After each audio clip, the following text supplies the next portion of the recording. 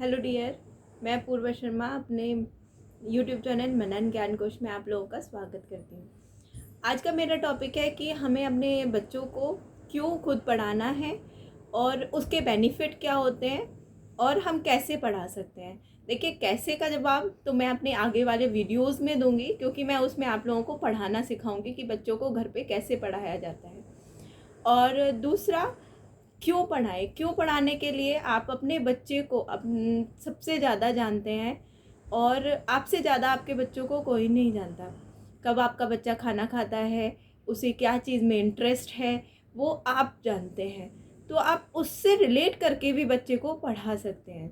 आपको काउंटिंग सिखानी है तो भी आप बच्चे को समझा सकते हैं कि कैसे आप रोटी का ही एग्जांपल ले सकते हैं कि आप 2 रोटीज़ बच्चे को देकर कहते हैं कि जाके इसको अपने फादर को देकर आओ, तो वो कितनी है आप उसको काउंट करके बता सकते हैं ये 2 रोटीज़ हैं।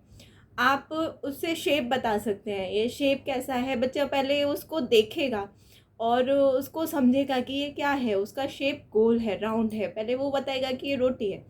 अगर उसको समझ आ गया कि ये राउंड शेप में है, ये इसका शेप राउंड है, तो आप बता सकता है कि ये जो रोटी है वो सर्कल है या राउंड है। आप उसको बॉल देखकर बता सकते हैं, बॉल देखकर कह सकते हैं ये कैसे कैसे है। आप रेक्टेंगल का शेप बता सकते हैं। तो आप उसको सिखा सकते हैं अपने जितने डेली नीड्स हैं उनसे रिलेट करके भी आप बच्चे को सिखा सकते हैं। दूसरा है कि आप बच्चे को समझते हैं तो आप बच्चे को सिखा सकते हैं। दूसरा ये पॉइंट है मेरा कि आप अपनी मनी सेव कर सकते हैं। कैसे? आप अगर अपने ट्यूटर को 1000 रुपीज़ भी दे रहे हैं, पे कर रहे हैं, तो अगर आप उस सब्जेक्ट को खुद सीख कर पढ़ाएंगे तो एक तो आप भी सीखेंगे, दूसरा आप शायद आप भी ट्यूशन करने लगे, और आप अपने बच्चे को पढ़ा रहे हैं तो आप पूरा उसमें अपना पूरा 100% देंगे। ट्यूटर अपना 100% नहीं देगा, लेकिन आप उसको 100% देंगे। आप मनी सेव कर सकते हैं। अब आप अगर हाउस वाइफ हैं तो आप सोचते होंगे कि मेरे को तो टाइम नहीं मिलता, मैं कैसे पढ़ाऊँ। तो आपको टाइम मैनेज करना पड़ेगा अपने बच्चे को पढ़ाने के लिए। ऐसा नहीं है कि आप नहीं पढ़ा सकते, आप पढ़ा सकते हैं। आप टाइम मैनेज कर सकते हैं।